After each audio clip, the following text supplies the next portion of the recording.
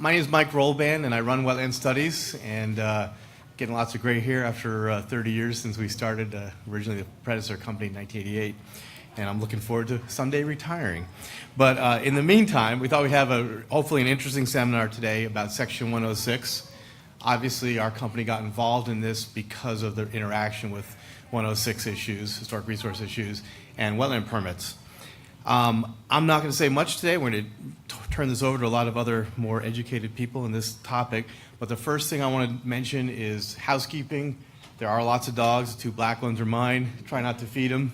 There's probably 20-something dogs around the office right now.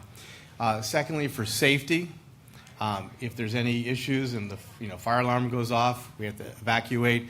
You go out that door with the exit sign, down the stairs, out the front door.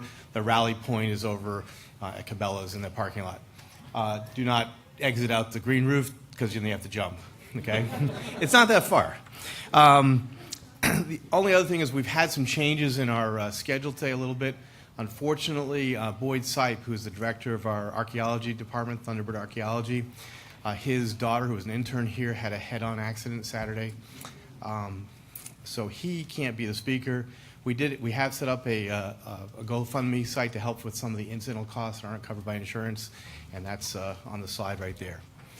With that, I'm going to turn this over to Christy, and Christy is our regulatory department manager, and she actually is the person that did all this and organized the whole thing. So first of all, give some claps to Christy, and it's all hers. Thank you, Mike. I also just wanted to thank all of you for coming today, and thanks especially to our speakers for making it out today. I know a lot of you all traveled. And thank you to all of the folks that are watching on the webinar. We have a viewing party going on right now in our Richmond office. Additionally, we'll have a break here this afternoon. We'll have some refreshments out in the kitchen. There's some restrooms up here behind this room as well as downstairs. And as Mike mentioned, the dogs will steal your food, so just be aware of that. I am going to go ahead and turn it over to Mark to kick off the presentation. Good afternoon. I'm the stand-in for Boyd, and I am not Boyd Sipe. Boyd runs the archaeology department here at Wetland Studies. He's a longtime Thunderbird employee, and it's a terrible situation that he and his family are dealing with. John Mullen would be his right hand. Some of you may know John. He is not here, and I'll show you why in a moment.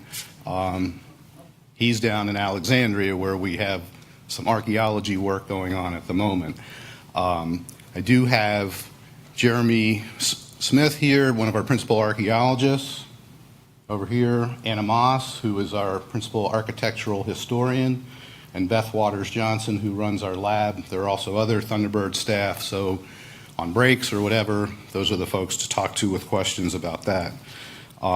Background on Thunderbird: Dr. William Gardner and his wife Joan Walker started Thunderbird in 1981.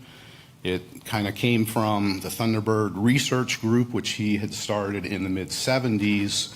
He was a professor at Catholic University, and the name Thunderbird came from the Thunderbird property out in the Shenandoah Valley, where he was kind of, I think would say, lucky enough to be the one to discover the Thunderbird site, which is, at least at the time, it was the oldest Paleo-Indian site in the eastern U.S. We're talking somewhere 9,500 to 11,000 years ago. So this is like the original inhabitants, and because of the sediments in the floodplain, a lot of the things had been preserved over the years. It was quite the find. The Thunderbird name has lived on. Dr. Gardner passed away in 2002. We had started a long-standing relationship, as Mike mentioned, with Thunderbird shortly after our existence in the early 90s, and kind of worked with them because of the 106 issues.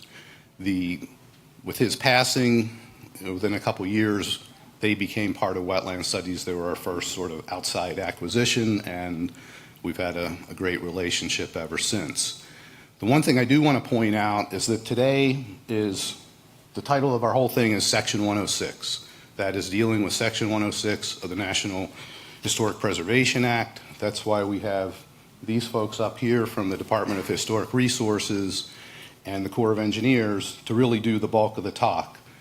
I wanted to say a few things about how you all may have interacted with us or Thunderbird, not related to the wetland permit process, and that is through the local approval process. There are many projects that we work on that may not need wetland permits, but they still have historic cultural resource issues. One of the big things that really, this is like for the archaeologists, this is the holy grail type stuff. But down in Alexandria, where the Robinson Terminal stood, it's proposed for new development. We basically knew that probably somewhere under there was the original shoreline of the Potomac River, and therefore who knows what we might find as we dug down. On a related or a nearby project a couple years ago, Project Indigo, we found a ship, and the ship had been basically scuttled or buried to be the first layer of fill as we, even back in the 1700s, were reclaiming the waters of the U.S. for upland purposes. At any rate, so that's where John is today. We're on the Robinson Terminal. There's 3 ships there, not just one.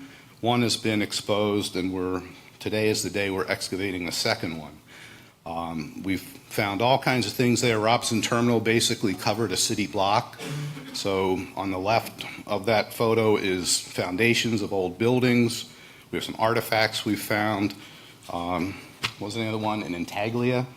That's the little locket. It could have been a locket or part of a watch. Over on the right-hand, or the center of this photo is the Strand. The Strand was an actual street back then. So this is the cobblestone street from the 1700s. Basically, we peeled away layers of fill. So the original layer was the Potomac shoreline. That's where the ship's buried to be the start of the bulkhead.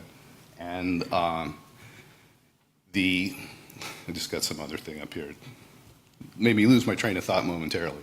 Fortunately, you can't see that we have one activity waiting to be built. At any rate, so the ships were the initial layer. Then we have the colonial development that was there. And we basically built over time on top of that till in the 1900s, we had the Robinson Terminal. So as we peel away those layers, we come to all these different features. We're going to get rid of this somehow.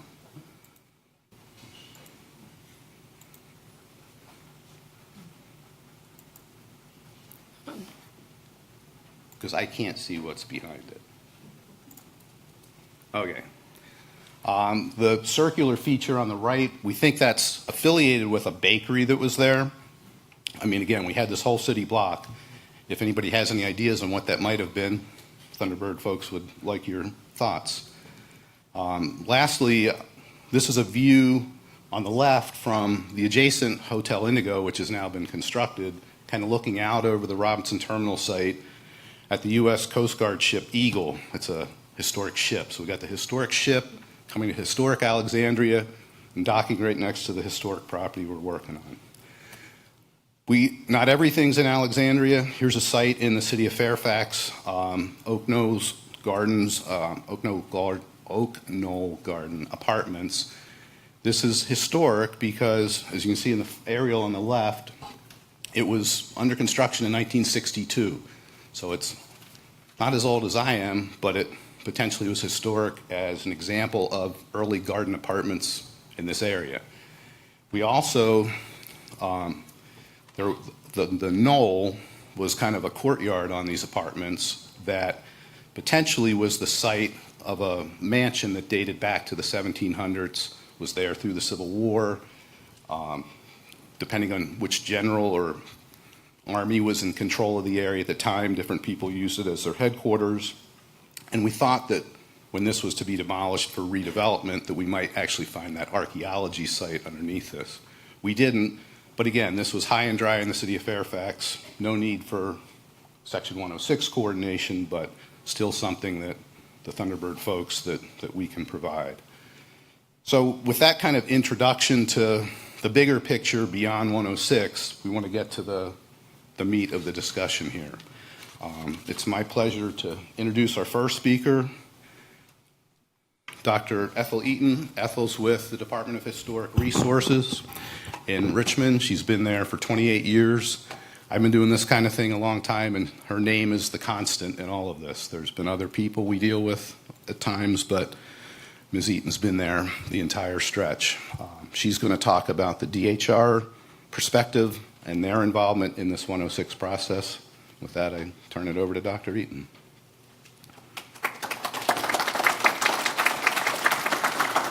Well, thank you very much, Mark. I'm going to give just a brief overview of what Section 106 is. Basically, the idea is that the National Historic Preservation Act, oh, sorry, he's a lot taller than I am, sets forth, can everybody hear me now? Yes. Okay. Sets forth a national policy, a broad philosophy, and a framework for decision-making. Oops. And I'm pushing the wrong button here.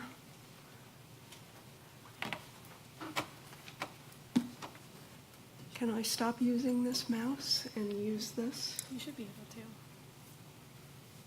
to. Okay. That one. Okay, basically, Section 106 requires all federal agencies to consider historic properties as part of their decision-making, and it calls for an advisory review of all federal undertakings. Now, notice that the federal agency is the decision-maker. Everybody else, even the state historic preservation officers, such as the Department of Historic Resources, our role is advisory. Our role is to advise and assist. And here's the language of the law. The head of any federal agency having direct or indirect jurisdiction over a proposed federal or federally assisted undertaking in any state, and the head of any federal department or independent agency having authority to license any undertaking shall, prior to the approval of the expenditure of any federal funds on the undertaking, or prior to the issuance of the license, as the case may be, shall take into account the effect of the undertaking on any, and this has recently been changed to historic property, and this is the definition of it, any district, site, building, structure, or object that is included in or eligible for inclusion in the National Register. The head of any such federal agency shall afford the Advisory Council on Historic Preservation a reasonable opportunity to comment. So basically, what Section 106 does is try to achieve balance, taking the needs of the federal agency and balancing them against the needs of preservation. And this should be done early so that it's easiest to be able to make decisions. I've provided you with a handout, which I'm going to be waving around a lot. This is the 4 steps of the 106 process. But the important thing to remember is not only is Section 106 a legal process, but it is a process of consultation. And you'll notice, as I wave this about, that on the left-hand side, you see public involvement in each of the 4 steps. And that is because consultation is really critical to Section 106. So we're going to talk about each of these steps. And obviously, the first one, the federal agency has to decide whether or not they have an undertaking. And that means any action that might potentially affect an historic property, ground disturbance, creating something that could be seen visually, something like that. If it is an undertaking, then they need to think about how are they going to manage consultation. And this is the definition in the regulations governing Section 106. the process of seeking, discussing, and considering the views of other participants, and where feasible, seeking agreement with them regarding matters arising in the Section 106 process. So, step one, do I, federal agency, have an undertaking? And number two, who am I going to consult with in this process? So step one, you need to find all the consulting parties, okay? The federal agency is clearly number one, the decision maker. But there could be more than one federal agency involved. And we find that kind of a sticky point sometimes, that a federal agency will begin the 106 process, but they won't have thought to think about who else has to make decisions here. So early on, it's important to think about just how many federal agencies are involved, and what roles do they want to play. Who is going to be the major one who's going to be handling all the consultation? If there's more than one federal agency, one of them can't hide in the woodwork and say, oh, the Corps' doing 106, I'll just hide and let them finish it, and then I won't have to talk to anybody. Nope, that doesn't work. Because this is a legal process, and they can be taken to court for not doing 106 if they're not visible. Okay, every state has a state historic preservation office and a formal SHPO, or state historic preservation officer, and that is not me. It is Julie Langen here in Virginia. The SHPOs are appointed by the governors. And every state has one because the National Historic Preservation Act recognized that federal agencies were going to need some help through the process from local people who would be knowledgeable about historic properties. So in addition to the SHPO, and in Northern Virginia, you may be working with more than one SHPO. It may be the DC SHPO, the Virginia SHPO, and the Maryland SHPO. Or it could be West Virginia or North Carolina. Then you need to think about, is there a tribal historic preservation officer? We have recently had a number of our state-recognized tribes receive federal recognition. So far, they're still working on the process, and as far as resident tribes in Virginia go, there is no tribal historic preservation officer, but nevertheless, the Catawba, who were thrown out of Virginia, don't live here anymore, but they still have an interest in Virginia, and they have a tribal historic preservation officer.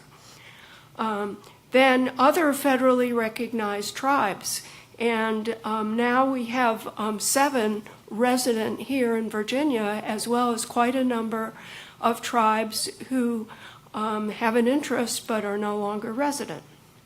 Then local governments are consulting parties.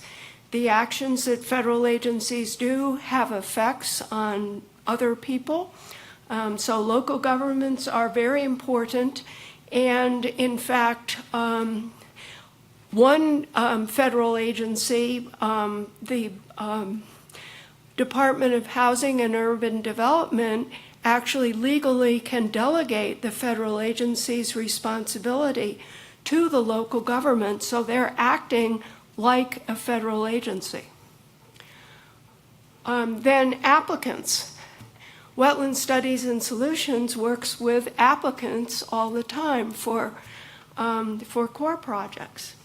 So clearly these are also consulting parties. There may be other stakeholders, property owners who could be affected, local historical societies, the local archaeological society, and then the public. The public is a very important consulting party, as you see on the left-hand side there. And finally, the Advisory Council on Historic Preservation. They will not be involved in every undertaking, but they're the ones who write the regulations for Section 106, and they serve as arbitrator if there is a disagreement. They will only become directly involved when 4 criteria are met. That is, if a National Historic Landmark is affected, if there is a major policy problem which is being dealt with, a major problem for a tribe, or there is some problem with the way things are being handled. But anybody, Joe off the street, can call the Advisory Council and ask them for advice or what to do. We've talked a little bit about more than one federal agency. These agencies can get together, they should get together and decide who's going to play the lead role. Sometimes there's an argument about, I'm more important than you are, so I won't defer to you, but hopefully they will designate a lead federal agency. But even when that happens, they remain legally responsible for Section 106, so they should be paying attention to what the lead federal agency is doing. And the regulations don't say that you have to tell formally the SHPO that you've decided to defer to another federal agency. We would appreciate knowing that. Now, we talked a little bit about consulting parties and tribes. Now, under the regulations, the federal agency is required to find out what tribe might have an interest in what's going on the property. And what is required is called a reasonable and good faith effort. That's kind of squishy, isn't it? But basically, federal agencies would be smart to reach out in advance of any undertaking and find out when a tribe is going to be interested. After a survey for every single project, which is highly unlikely because they're all so busy, when an adverse effect is found, only when burials are found. So you don't have to stop with every single project and figure that out. Now, in addition to federally recognized tribes, the federal agency should think about state-recognized tribes. We still have some tribes who have not yet received federal recognition. Among them are the Mattaponi, the Pamunkey, who are now federally recognized, and the Mattaponi are on reservations dating to the 1600s. The Mattaponi are very traditional and conservative. They're going through the Bureau of Indian Affairs process for federal recognition, which is very lengthy and very costly. But although they haven't achieved it yet, keep in mind there was a very big project that Wetland Studies and Solutions may remember, the King William Reservoir. And it's the Mattaponi who took the city of Newport News to court and won, so that reservoir could not be built. So just because a tribe isn't federally recognized doesn't mean you shouldn't give them consideration. And finally, make a plan up front in this first step of the 106 process. How are you going to involve the public? The last thing that you need as you're bringing things to conclusion is to have people complain that they were not told about the project and given the opportunity to comment. Now, most agencies have some kind of process already in place that they can use. And the Corps will tell you about their process when they speak. And what are the things they need to think about? What's the nature and complexity of the undertaking and its effects? Is it very simple, or is this something that's going to be 300 miles through many historic districts? What's the relationship of the federal involvement to the undertaking? Is it a very tiny thing, and this is largely a local project? And what's the likely public interest? Is this something that people are going to be calling the newspapers about and getting on television and complaining, or there's a public meeting and nobody shows up? So the important thing to remember, Section 106 is a process of consultation, and consultation is not just with the SHPO. Sometimes people think Section 106 is just a letter to the SHPO. Right, that's it. Unfortunately, that's not the case. Okay, so here's the slide just reminding you of the 4 steps. Let's move into step number 2, which is identifying historic properties. Okay, what makes a property historic? For the purposes of Section 106, historic properties are defined as any prehistoric or historic site, district, building, structure, or object listed on or eligible for listing on the National Register of Historic Places. There is talk in the National Park Service about including landscape specifically as an historic designation, but right now they're typically treated as site or potentially district. Now, what is the National Register? Again, this was created by the National Historic Preservation Act. It's the official list of buildings, structures, sites, objects, and districts that embody the historical and cultural foundation of the nation. It's maintained by the National Park Service. It includes different levels of importance: local, state, and national significance, and things can't go on the National Register if the majority of private property owners object. So a good deal of the work of getting things listed is actually done by the state historic preservation officers, who by law also have to keep a list of historic properties. In Virginia, we have the Virginia Landmarks Register, and we hold public meetings, and people are encouraged to give their opinion. And what are the criteria for evaluation? There are 4 criteria.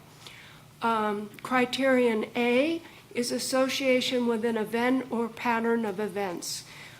Things like the Revolutionary War may jump to mind, but it's also things that are historically important, such as the process of desegregation. This is a picture of the Robert Russo Moton High School in Farmville, which played a big role and is now open to the public as a museum.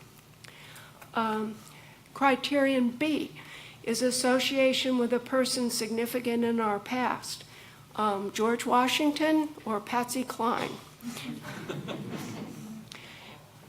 Finally, there's criterion C. This is the distinctive architecture or the work of a master, and it doesn't have to be Monticello.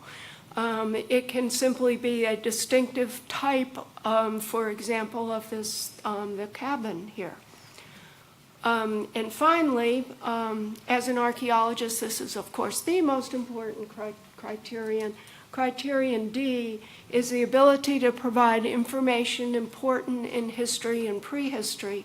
And these are copper objects from the site of Werowocomoco, Powhatan's seat in Gloucester County.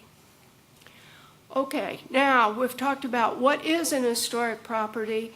How do we identify them? Well, you start out by defining an area of potential effects. You don't have to know whether there's an historic property there to define an APE for your undertaking. And here's its definition in the regs. The geographic area or areas within which an undertaking may directly or indirectly cause changes in the character or use of historic properties, if any such properties exist. Some federal agencies have gotten into trouble by deciding, yes, I have an undertaking, but I know there's no historic property there, so I can just go ahead. That doesn't work. They have to consider what the APE is, even if they think there's nothing there. So it's influenced by the scale and nature of the undertaking and can be different for different kinds of effects.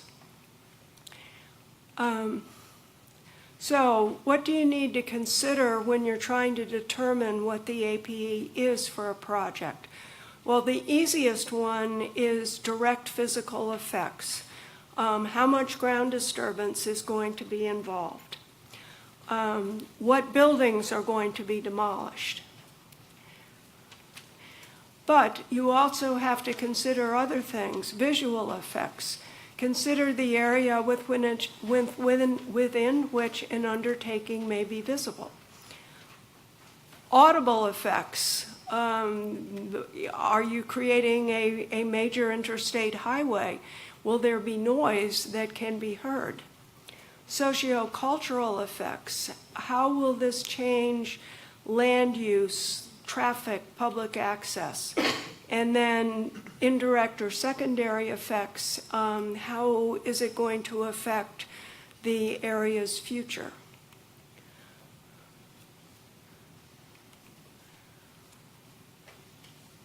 Again, when figuring out the APE, you don't have to know if there are any historic properties there, but how could they affect them if they were there?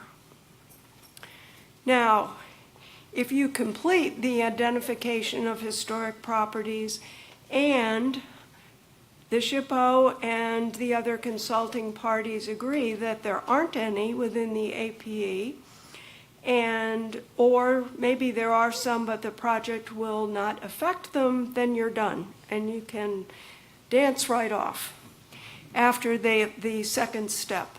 But what happens if historic properties are present and the undertaking can affect them, alter them, damage them, destroy them? Then you have to continue consultation. And one more time, look down the left-hand side. Must continue consultation. What do you do when historic properties are affected? First of all, you have to let all the consulting parties that you were careful to identify in step one, let them know this, ask for their views on the nature of the effect, and then you apply the criterion of adverse effect, which is in the regs. So you think carefully about both direct and indirect effects, the reasonably foreseeable secondary effects that might be later in time or in distance, and not just effects that you have done, but effects that other agencies, local governments may have done. And you have to think about all the qualifying characteristics of the property. So here's what the criterion of adverse effect says. It's an adverse effect if an action may alter directly or indirectly the characteristics that qualify the property for the National Register. So clearly you have to know why something is important, not just that it's there, but why is it important and what can the undertaking do to it? So now when you apply the criteria, you may say, oh, the effect really isn't adverse. No, it's not adverse because we've changed the undertaking. We have put vegetative screening, so there will not be any visual effect from this undertaking. And you can impose these conditions. So again, do this in consultation. If the SHPO and other consulting parties don't object, you can proceed with the finding of no adverse effect. And examples might be demolition of a non-contributing building in an historic district, rehabilitation of a project that meets the Secretary of Interior's specific standards for repair, for example, or steps taken to avoid an archaeological site. And just as an example, this is a highway project where an archaeological site is being covered with a certain amount of fill and with filter cloth so that it will be protected in perpetuity, and then the highway can be built over it. That's an example of a no adverse effect. But just not tearing a building down may not be no adverse effect. If you don't use a building and you just avoid it, what's going to happen? Yep, it's going to fall down, just as you see this one about to do. Now, direct effects, physical destruction or damage. Alteration of a property, you know, if you decide, as appears to be very common in the area of Williamsburg where I live, you want to turn this warehouse into a brewery. And you don't do this according to the Secretary of Interior standards, which require consideration of its historic aspects. You are directly affecting it. If you say, okay, I'm going to save this house and I'll just move it into the city, and it was a rural farmhouse, when you're removing it from its historic setting, even if you can pick it up so that it's not going to be destroyed, that's a direct effect. And we mentioned neglect. Demolition by neglect is an adverse effect.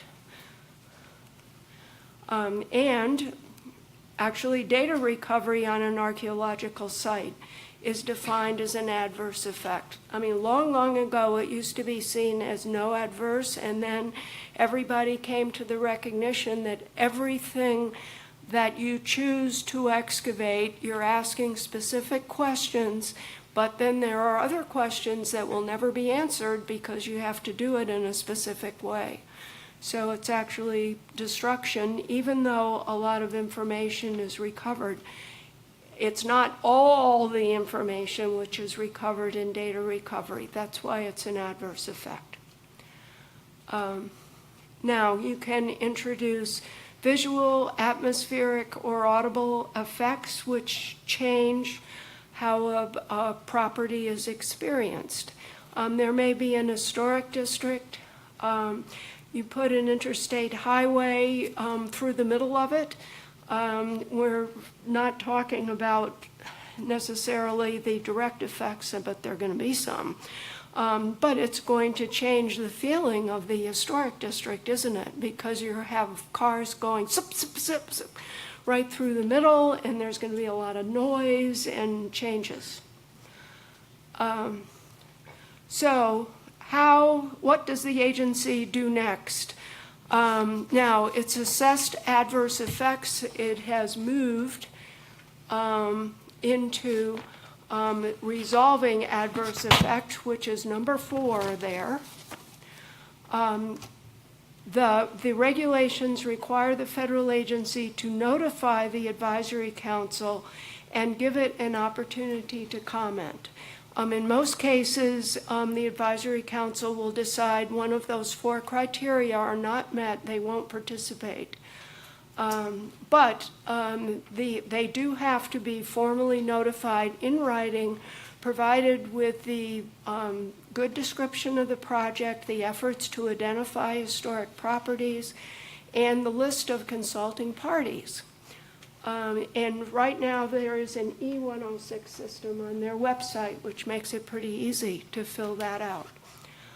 then the agency has to continue to consult with the SHPO and other consulting parties. I mean, maybe you'll get really lucky and somehow you'll find a way to make it not adverse and be able to move on. But you still have to continue to consult, and you have to make documentation available to the public.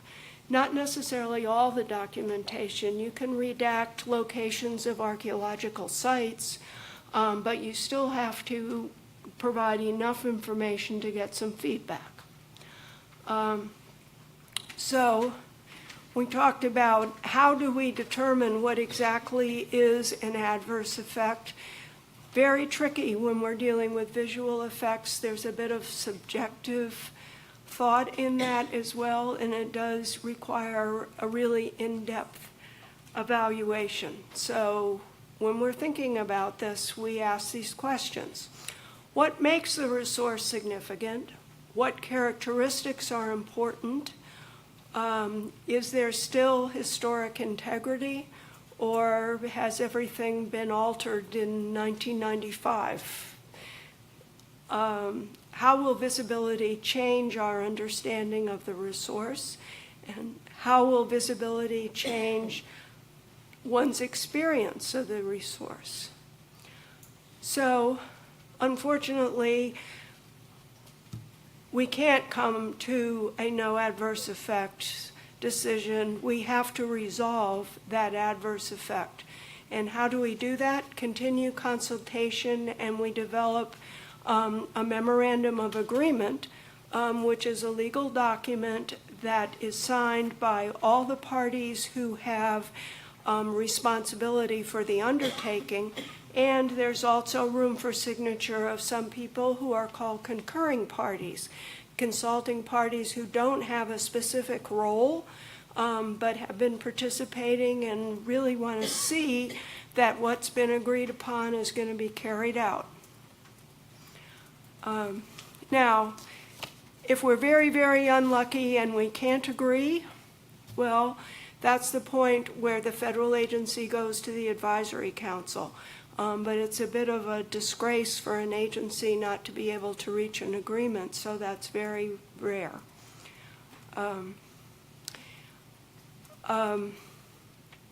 That basically covers the steps of the 106 process.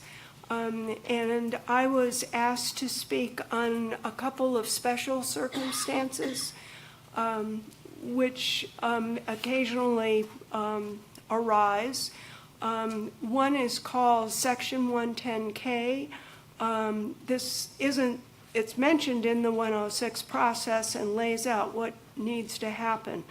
Basically, federal agencies are prohibited from giving a loan or a permit to an applicant if, with deliberate intent to avoid Section 106, they have actually proceeded with an adverse effect on their own. Now, this is somewhat a tricky circumstance to interpret because, in my personal experience, most of the applicants know so little about 106 that the first question to us is, so why am I calling you, and what exactly do you do? You know, so the majority of people who may have had an adverse effect have no clue what 106 is and are certainly not deliberately avoiding it. But let's say a common circumstance might be a developer is planning to apply for a loan for public housing from the Department of Housing and Urban Development. And they've picked a property, and there's this old farmhouse sitting in the middle of the field, and it's falling apart. Well, you know, I want to proceed, so I'll get rid of this thing. How could it be important? It's a farmhouse. Hey, you know, Thomas Jefferson did not build it. And so the developer proceeds to demolish it. And then applies to HUD, and when they start looking into things, they see, whoops, something like that happened. Then the federal agency has to investigate. They have to find out whether the person who did this had a clue as to what they were doing. And they can decide to provide the funding, provided that they provide a little instruction to the person, and it's clear that it's either in the public interest to give them the funding, or they were totally innocent and did not know what they were doing. Now, if a person gets caught doing that 3 times in a row, are they innocent? No. Then HUD may legitimately refuse to give them the money. So in one of the handouts is an applicant's guide for 106, and the very last page is some hints from the advisory council about how applicants can avoid getting themselves into a 110K situation. And that's if you know that you are going to need federal money or a federal permit, don't take any action that can affect an historic property, even if you don't think it is. It's just a stupid old farmhouse that's falling apart.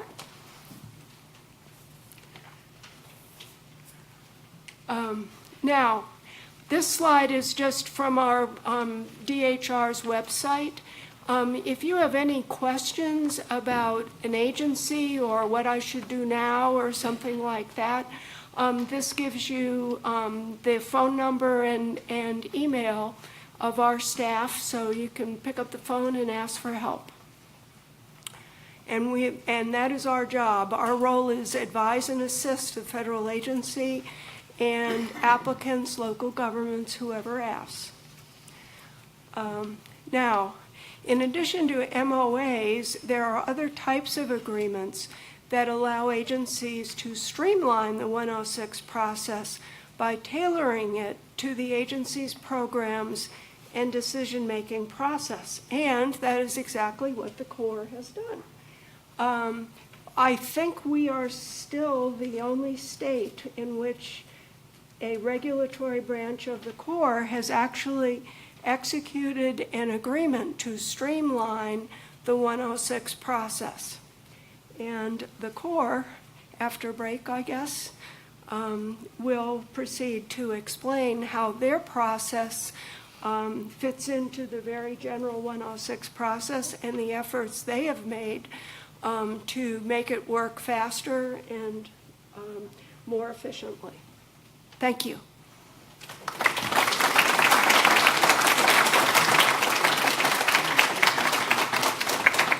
Do we have any questions in the audience for Ethel? I'm also keeping eyes on people sending in questions from the webinar. I don't see any that have come through yet. One question that I had, Ethel, was you had mentioned, I believe, there were 7 tribes now in Virginia. Does it matter if you have a project in, say, Loudoun County versus Fairfax County or across the state, what tribes can then be consulting parties? Or are they all?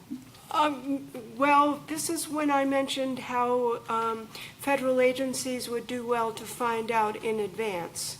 Now, our recently federally recognized tribes really haven't gotten their act together well enough to be able to tell us what specific counties they're interested in.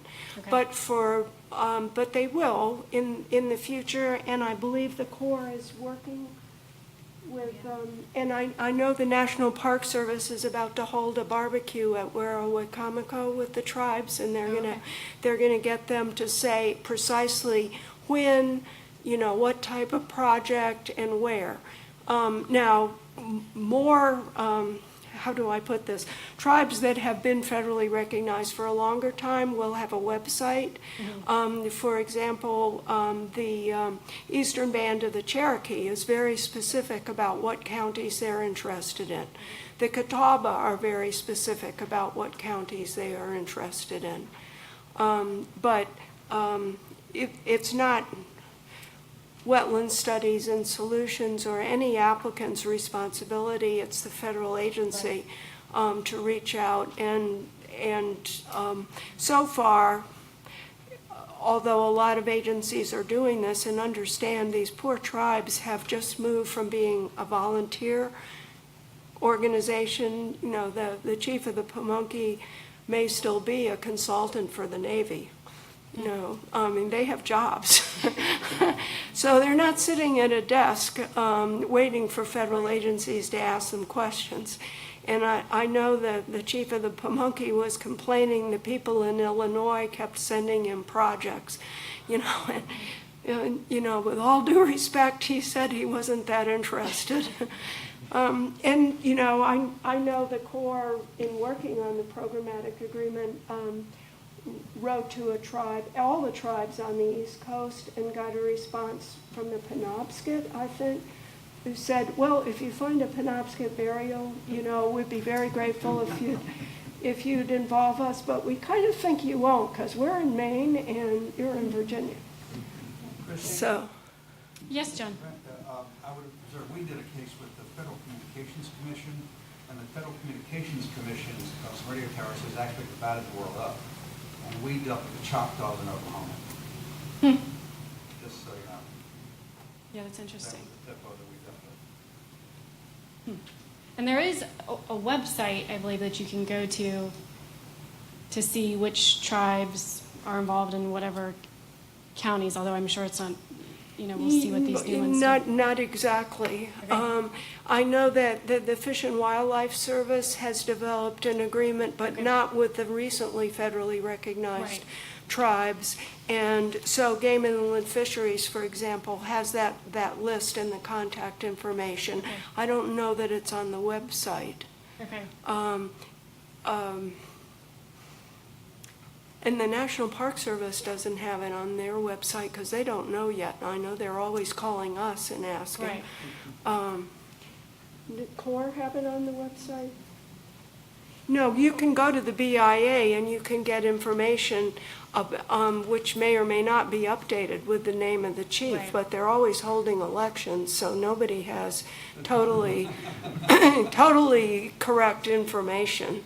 Okay. You know, and one of the things that we do when see, we are not government to government, we're just state, but when we're copied on a letter and we see that a tribe is saying blah, blah, blah, you know, that might be of interest, we share it with the Corps and the National Park Service and anybody else, trying to get all of us together on one page.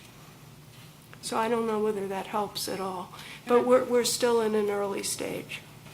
I do have another question that just came through the webinar, and this may be a difficult one to answer. So the question is there some kind of average length of time for the Section 106 process to set planning expectations? So a loaded question. What can I say? You need to plan for each step in the 106 process. And basically, the regulations say when a federal agency asks the SHPO or other consultant parties and gives them some finding, for example, they might say, do you agree with this APE? Theoretically, we have 30 days by regulation to respond. Now, it is possible to compress the steps and say our finding is no historic properties affected. And if the SHPO, the regulations say this can be done if the SHPO agrees and if there has been adequate opportunity for the public to comment. In other words, if this is a very simple project with no historic properties, it may end in 30 days. On the other hand, we have some projects that go on for years, depending on the step of identifying historic properties. You know, the King William Reservoir would be an example. How long before it ended up in court? 12 years? 12? Felt longer. Well, yes. So that isn't an answer with an easy answer. You Right. know, if you have a very large, complex project, which is very controversial, it is not going to be resolved in 30 days. That's the best that I can say. Okay, that helps.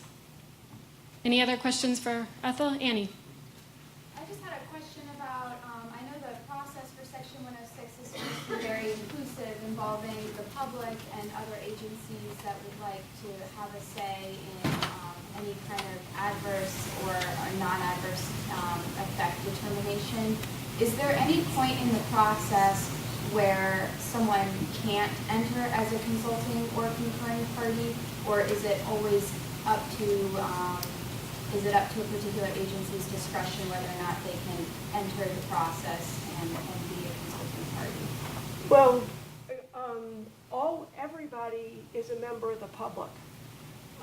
So there should be an opportunity to comment. But if you only let's say you learned about a project only after there was an adverse effect, you can still write and ask to be a consulting party. Now, it's to the federal agent, there's some sticking points here. It's the federal agency's decision. So, for example, we've had a federal installation decide that a local government could not be a consulting party. And we had to tell the installation that you can't do that. You know, local governments have specific rights.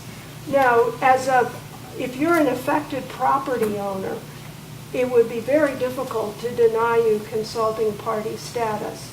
But if you're one of 120 affected property owners, then the agency could ask that you get together as a group and choose a leader so that their consultation would be spread. You know, because you think about the difficulty of having to write, 3,000 letters and responding, because they have a responsibility to respond to everybody who makes comments. So it has to be something which is manageable. But no, there isn't any place in the process that says you may or may not enter. And certainly, we would strongly advise the agency, if anybody asks to be a consulting party, to allow them to be, because otherwise people get mad and they go to the newspapers and they will fight the project. Whereas if they're a consulting party, they can join in the consultation and maybe help to resolve whatever issue concern them. Does that help? Yes, thank you.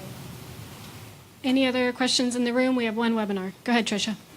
And I'm not sure if this is a core process comment or SHPO comment, but when you outline public input, is there a specific mechanism that the historic review the public is provided an opportunity, or is it through like the core public notice process? Every agency has their own way of dealing with it. For example, the Park Service has something called Pepsi, which in my opinion is a little tricky. You have to be a very dedicated member of the public to find that place on their website. But some specific parks like Fredericksburg and Spotsylvania post all their projects on their website. So it's on their own website and not on the Pepsi website, which makes it easier to look at. So each agency has their own way of doing it. And if we remember the slide, it to some extent it depends on how the agency ranks the project. If it's going to, in NEPA, going to require an EIS, that means major public involvement. If it's something that's a categorical exclusion in NEPA, they may say, well, for 106, I'm only notifying the local historical society and the local government. So it's the burden of the federal agency. But Keep in mind, Joe off the street can call the advisory council and complain that an agency has not done adequate public involvement, and they will investigate. We have one final question, quick question from the webinar. Do you want to read that one? This is really a two-part question. Okay. But, sorry. So I'm sneaking an extra one in here. What percentage of historic sites would be available for the public at large to access?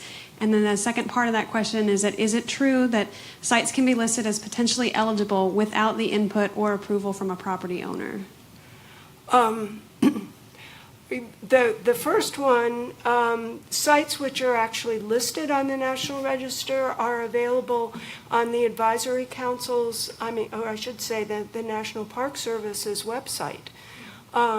And we also have a website specific to Virginia.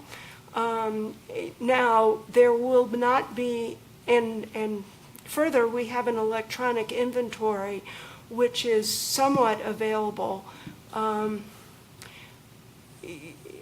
You get a limited amount of information, but you can go on there, and if it's a listed historic property, then you will get that. But you will not get information about archaeological sites. They're protected under both under federal and state law, because people like to dig them up and play with the artifacts and sell them on eBay. And on our website, we redact burials, because again, there are weird people who will have skeletons on their coffee table, Now, the second thing is, yes, property could be found potentially eligible without notifying the property owner, although the property owner should have been identified by the federal agency as a consulting party. So if something were sent to the SHPO and it weren't clear who the owner was or something like that, then yeah, it could happen. It may be that it's an archaeological site, and therefore they didn't want, property owners have a right to know everything on their property.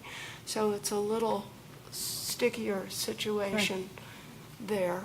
But you can't really tell someone who owns the property that we can't allow you to have the information. Great. Thank you, Ethel.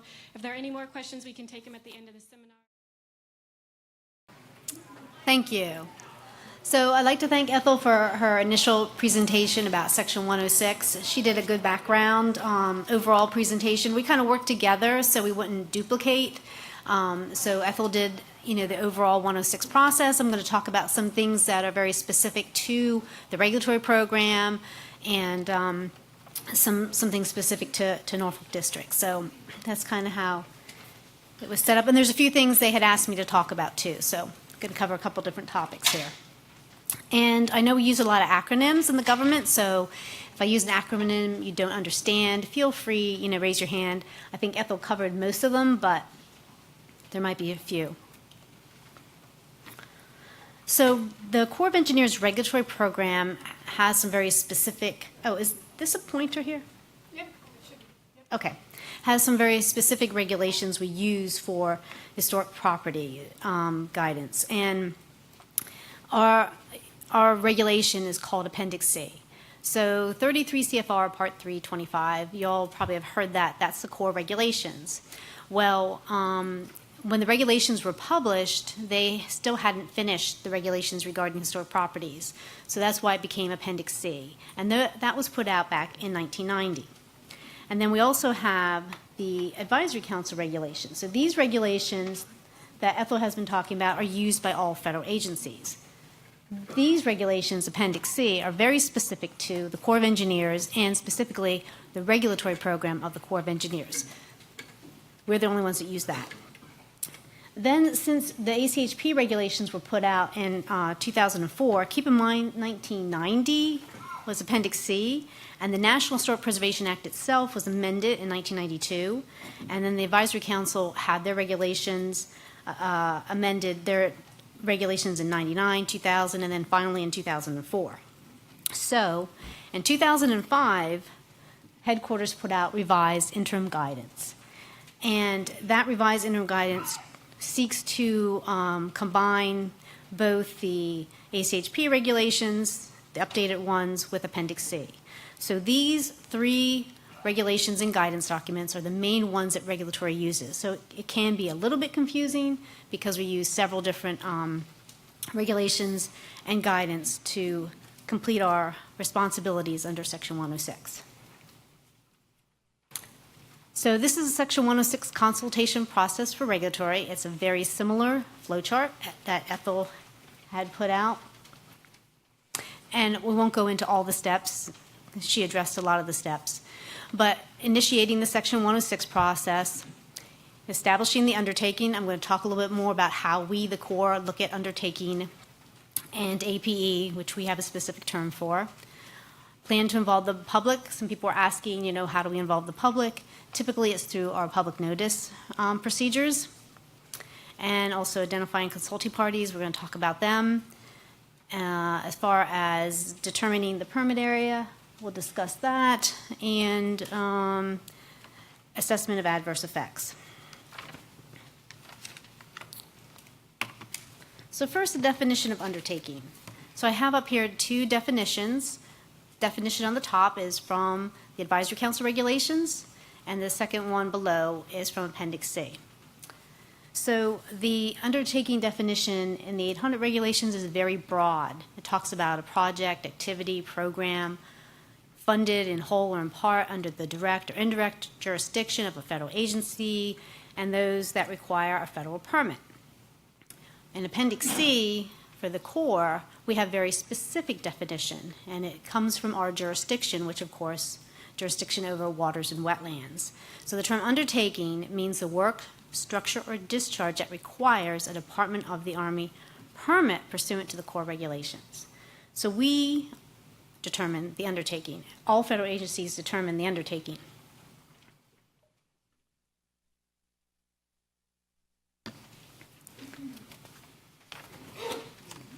So here's some undertaking examples.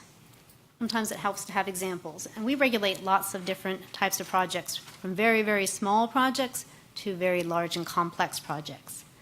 So this is an example of a pier. That could be something that might be a Corps undertaking, someone's private pier, a road crossing, a culvert, a culverted stream, dredging. And here you can have a large development with multiple types of impacts to waters and wetlands.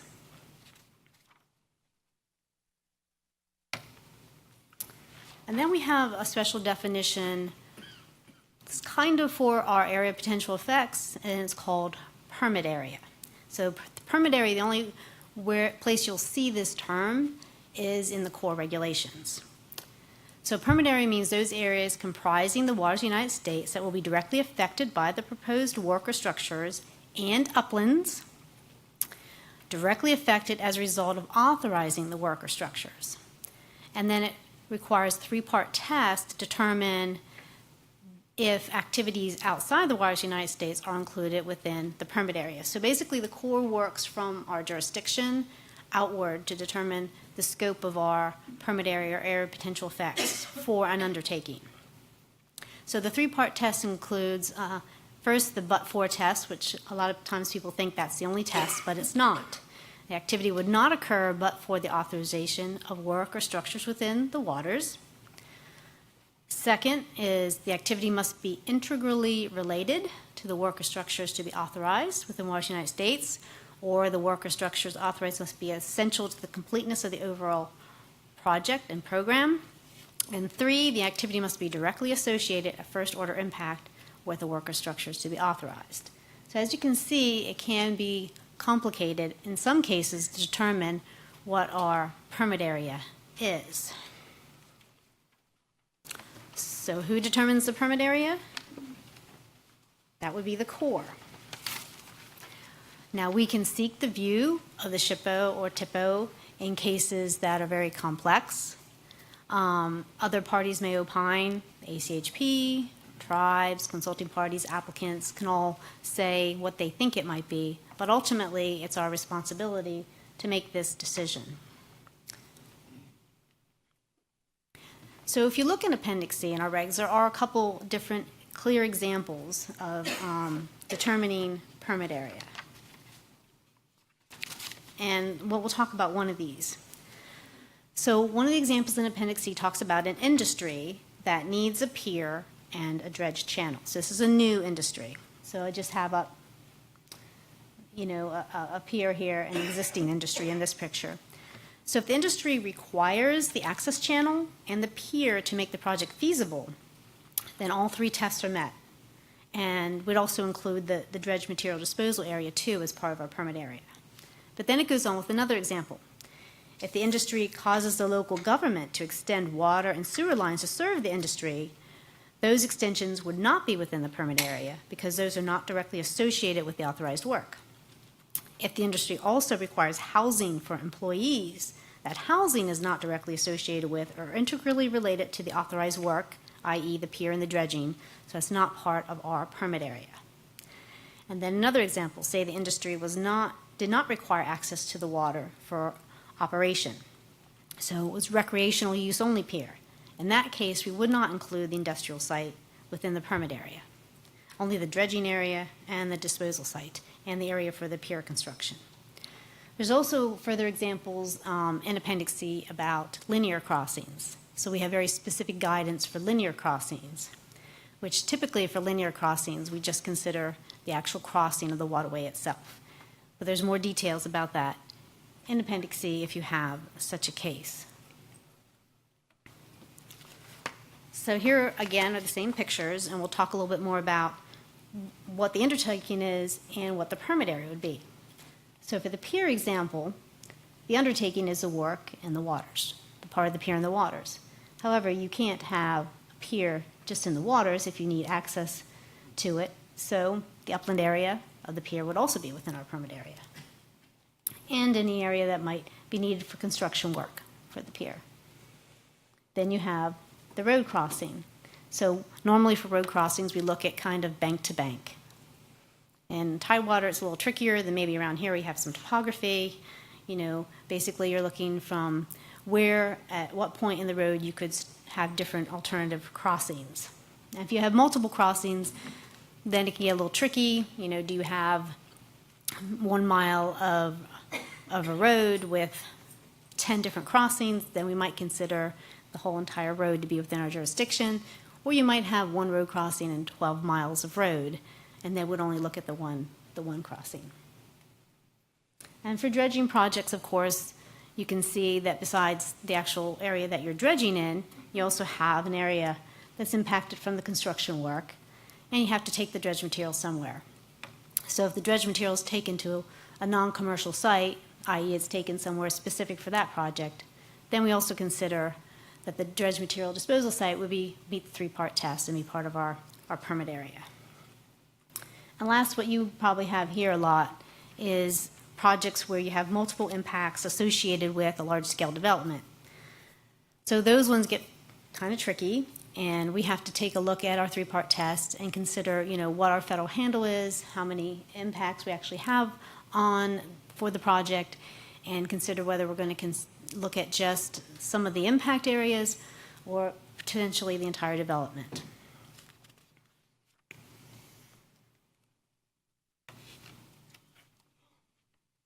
And again, we do consider dredged material disposal sites and also mitigation sites, because work that requires a permit are also within our scope of analysis or our permit area.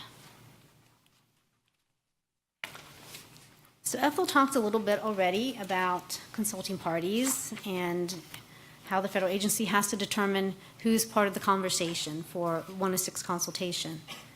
So the State Historic Preservation Officer here in Virginia, since Norfolk District covers the state of Virginia, at least for regulatory, it's DEA We might include TIPOs. Ethel had mentioned the Tribal Historic Preservation Officers before. So the TIPOs, if you look at the Appendix C regulations, it will often say SHPO/TIPO. That's because if you're on tribal lands, if there is an official TIPO, the TIPO replaces a SHPO in the Section 106 process. but we might also have the TIPO involved as the tribal representative in a consultation off tribal land. So we, oops. Did I go too far? Okay. So for tribes, they can be federally recognized or state recognized. In general, for federal regulations, when they're talking about tribes, it's federally recognized tribes, but state recognized tribes may participate. Of course, the permit applicant is a consulting party. Local government representatives, as Ethel said, they're by right participants. We always invite the local government if they wish to participate in the consultation. And then parties with a demonstrated interest, and that's at our discretion. So historic preservation groups, et cetera, might want to participate.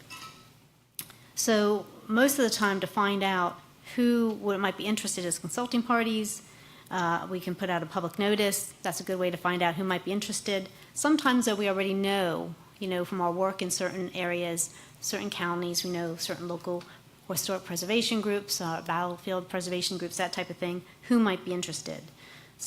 For example, for battlefields, the American Battlefield Protection Program, they're often interested. I think you had some representatives from ABPP. How you doing? So they're certainly interested. They're from the National Park Service, and they're interested in projects that might affect battlefields. And then for tribes, typically, in the past at least, they've been interested in prehistoric archaeological sites, Native American human remains. Definitely, that's an important area of concern for the tribes. And it's interesting, this is a kind of a picture of what I think people think of the idea of consulting parties, everyone getting together to talking. I've been at a lot of consulting party meetings. Unfortunately, most of them are not like that. I wish they were. So everyone's concerned about time frames and how long it takes, and we definitely understand that. So here are some time frames that are in the regulations. So for no historic properties affected, a no effect determination, the SHPO has a 30-day review period. And so VDHR has, I don't know how many of you use their systems. They have both the Virginia Cultural Resources Information System and EPICS, which EPICS is kind of like their application system. So we do know what it's like to be applicants. We have to fill out forms and send them to other agencies too. So there is a form that we fill and send to VDHR along with other information with our initial, what we think a project, whether it has no effect or no adverse effect. So in the case of the no effect, the SHPO has 30 days to object. And if there's no objection, we can move forward. It also says if there's no objection or no response, but VDHR is very good, and typically we do get a response within that 30-day time frame. Now, no adverse effect is a 30-day SHPO and consulting party review. And again, no objection, and you can move forward with our initial assessment or determination of no historic properties affected or no adverse effect. And the reason I have no effect in parentheses, that's what we have in Appendix C. No historic properties affected is what is the terminology used in the 800s. So what really gets people is once you're in the adverse effect situation, there's no specified time frames. As Ethel said, we must consult. We have to get the consulting parties together, talk about it, and there's no specific time frames in the regulations. Now, we, as the federal agency, we have some responsibilities to set time frames to people and say, okay, here's a document, review it, you have 30 days, get back to us. But oftentimes, for adverse effect, it takes some time to go through all the different steps and get feedback from people and comments and rewrite MOAs and that type of thing. So it can, extend the time frame for sure. Now, as Ethel had mentioned, we have a regulatory programmatic agreement that we've had with VDHR since 1996. And a lot of you that are dealing with adverse effect projects don't really see the benefit, perhaps, of this programmatic agreement. This is more for smaller types of projects. is for a lot of our regional permits and nationwide permits, because as I said, we don't deal with just large developments, we deal with people, their backyard riprap, their backyard pier, culverts, that type of thing.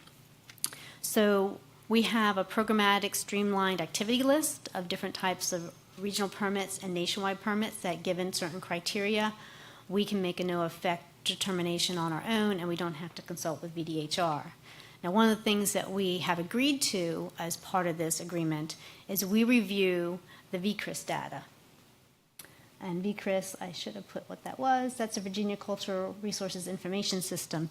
That's VDHR's database. So we do have a license to the database, so we can look at both the architectural and the archaeological information on it.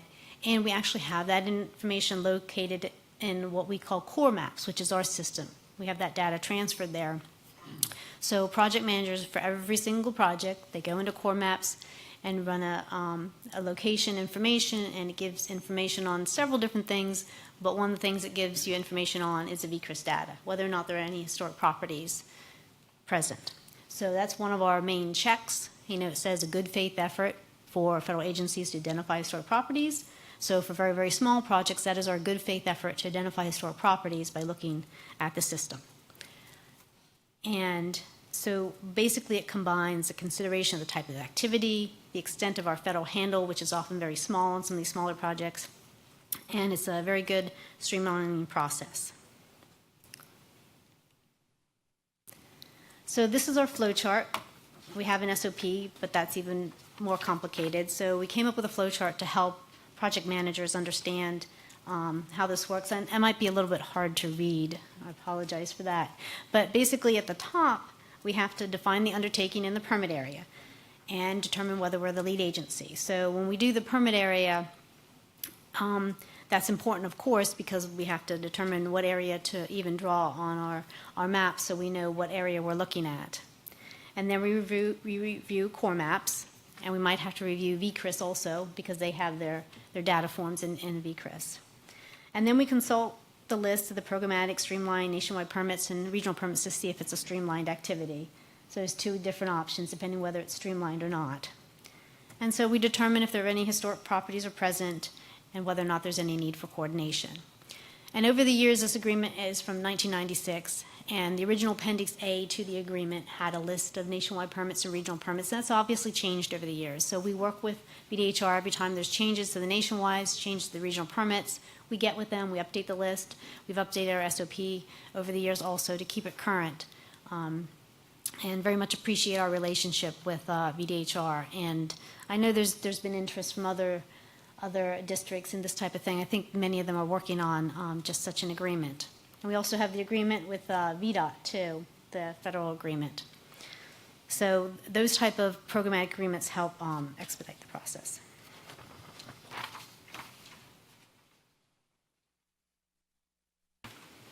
Okay, for most projects, we consult with just the SHPO. We don't, most of the time, even though the regulations say that we're required to give the advisory council an opportunity to comment, for the most part, the opportunity to comment is with the SHPO. But there are times when ACHP will be involved. So if you have no historic properties affected, if the SHPO doesn't object, we don't have to consult with ACHP. For no adverse effect determination, if the SHPO and consulting parties have no objection, again, we don't need to consult with ACHP. If there's an adverse effect, then we do need to notify ACHP and determine whether they want to participate.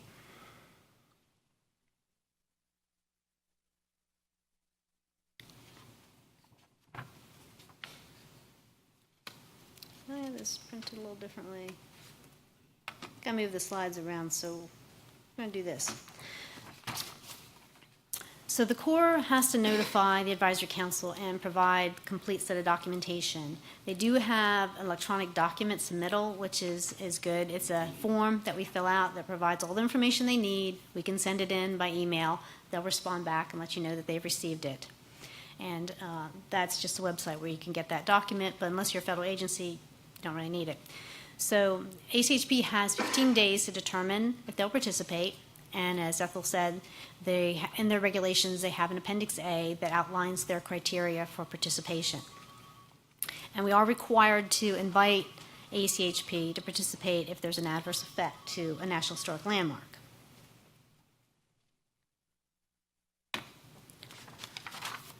So besides participating in the nastiest projects, ACHP is also kind of an arbiter. So if there's a disagreement with the SHPO or consulting parties, then we might have to go to ACHP to have them review the determination and provide their opinion. So this was actually, this was something that ACHP, they changed their regulations over several years, and their original regulations, ACHP had written, they were going to require an agency to proceed to the next step if there was a disagreement. Basically, if there was a disagreement, an agency said, hey, we think it's no adverse effect, and there's a disagreement by someone, and ACHP said, no, we think you're wrong, we think there's an adverse effect. They were going to make agencies participate in the rest of the process as if it was an adverse effect. And the lawsuit basically required them, they said, no, you're the advisory council, you provide your opinion, but it's ultimately the federal agency's responsibility. So if there is a disagreement, they get to provide their opinion, but ultimately it's the Corps' decision on the final answer. So if there's a disagreement, we send it to ACHP, and it's roughly a 15 to 30 day time frame that they have. It's different number of days for no effect versus a no adverse effect. But they can provide their opinion to just the district engineer. They can also send it to the office of the Assistant Secretary of the Army, Civil Works, higher up in the chain at the Corps. And then the district engineer or headquarters considers their opinion, which is advisory, and we have to document how we consider that opinion, and then we make the final decision. So obviously, if there's a disagreement, it can make the process go a little longer for both no effect and no adverse effect if there's a disagreement with the SHPO or a disagreement with a consulting party. But there is a process in the regulations for it. Did that slide. Okay, so resolution of adverse effects. For those of you familiar with wetlands, it's somewhat similar because we look at, avoidance, minimization, and mitigation. So actions that reduce or compensate for the damage an undertaking has on a historic property is part of the resolution of adverse effect. And again, consulting parties talk about ways to avoid, minimize, or mitigate the adverse effect. And the ultimate goal is to come up with a memorandum of agreement, an MOA. So we do have a template MOA in Norfolk District. We worked with both DEA and ACHP. It's on our webpage. We are working to update it again because over time you kind of learn things that should or shouldn't be in that type of document.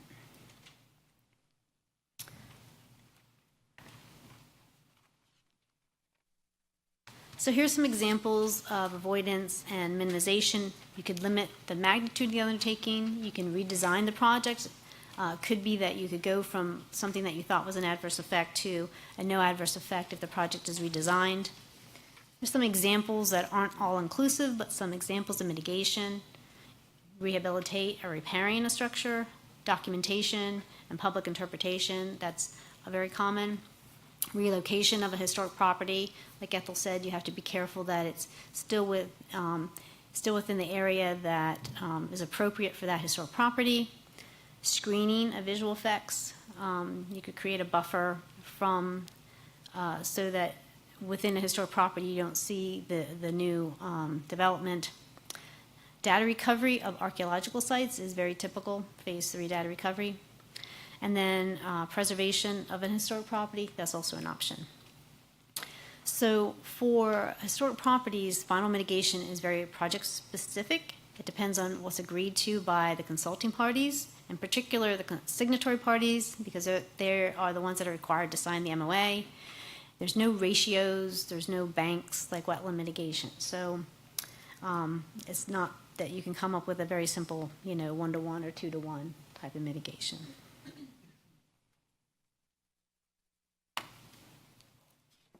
So the Memorandum of Agreement, or the MOA, that is the agreement that results from the consultation, and it outlines the measures that the federal agency will take In this case, the federal agency will ensure that the applicant takes to avoid or reduce effects on historic properties. So MOAs are normally signed by the Corps, the SHPO, and the applicant. Those are the signatory parties. If the ACHP is participating, they will also sign as a signatory. Once all signatories sign, an MOA is considered fully executed. So other consulting parties can be invited signatories, or they can sign as concurring parties, but they're not required to sign.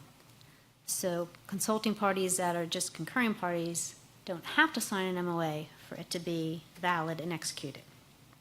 Normally what we do with the MOA is the applicant will sign it, the Corps will sign it, we send it to the SHPO, they sign it, and then ACHP, if participating, signs last. If ACHP is not participating, then we have to send it to them. I think that's in the next slide. So 106 is complete once the MOA is executed, and of course, we have to comply with it also. If ACHP didn't participate in the consultation, we're required to provide a copy of the MOA to the ACHP before we issue the permit, and that can be just the day before. And keep in mind, there's also compliance associated with the MOA. Once we have it, we have to make sure that the applicant complies. Typically, the MOA is attached to the permit. There's a permit condition that says that you must comply with the MOA, and the MOAs are likely to require compliance for survey work, for documentation, review reports, that type of thing, and often consulting parties are invited to comment on data recovery plans, review reports, that type of thing. So there's also a lot of follow-up with an MOA.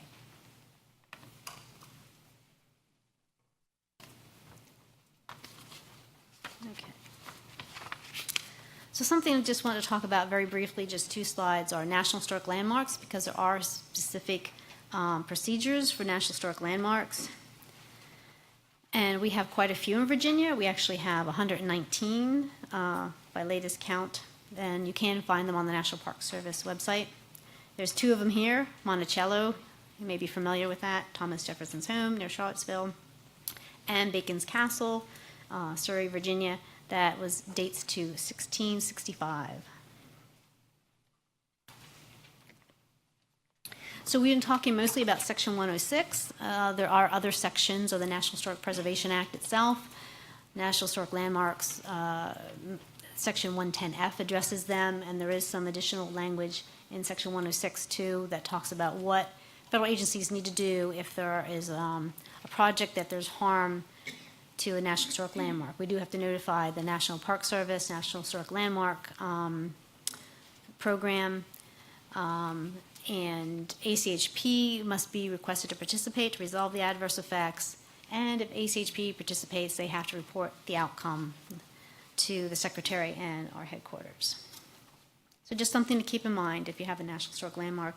There are some more specific procedures that we have to follow. So we were asked to talk very briefly about battlefields. I have a couple slides on battlefields. People wonder why battlefields are an issue. So this is a map, kind of a map, an older map of battlefields, Civil War battlefields specifically, from 1864, and this is from the Civil War Sites Advisory Committee. So there was an act, the American Battlefield Protection Program Act of 1996, and then there's also the Civil War Battlefield Preservation Act of 2002. I'm sure those from ABPP could talk a lot more about this than I could, but this is just a brief overview. So there's a Civil War Sites Advisory Commission report out in 1993, and they found 384 battlefields throughout the country, Civil War battlefields. And guess which state has the highest? Virginia. We have 123, which is about 32%, highest number. Guess who's next? That's right, Tennessee. And you want to guess what percentage they have? That guy? Well, they have like 9%, so we have an overwhelming number of Civil War battlefields here in Virginia.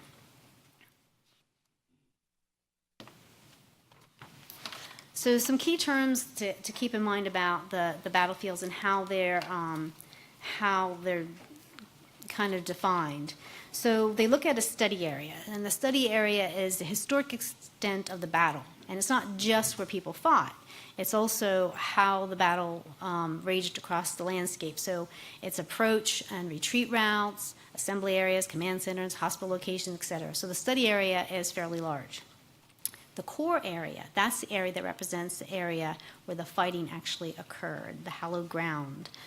And the study area and the core areas are based on interpretation of historic events. Then the ABP also has the potential National Register boundary, and it's their assessment of those portions of the battlefield which currently retain good condition and integrity. Remember, integrity is part of what allows something to be considered part of the National Register. And basically the surviving landscape and associated features still convey the site's historic sense of place. So depending on the battlefield's location and the amount of modern development, this National Register, potential National Register boundary may include some or all of the study and or the core areas. So if this is all a little bit confusing, I have a map. This is from VCRIS, and this is a map of a battlefield near Richmond. So the study area is, oh dear, is the, what have I done? Gone too far? The study area is in the black outline. So you can see that's the largest area, right? And then the core area is the red. That's where the fighting occurred. And then the partner is the yellow area. And you can see some areas in here are developed already, so they're outside the partner. And those are the maps that are available on the VCRIS website. Ethel, those aren't available to the public, or they are? Well, if you come into Richmond, you can use our archives, but to access it from your own computer, you would need a license. Yeah, not necessarily an individual license, but a group license. Okay, thank you. So if you have additional questions about battlefields, I'll let you talk to the ABPP. So that was just a very basic, because I was asked specifically to kind of go over some very basic battlefield.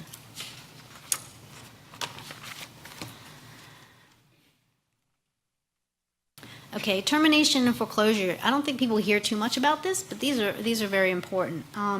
So termination is a way to end Section 106 illegally if further consultation is not productive.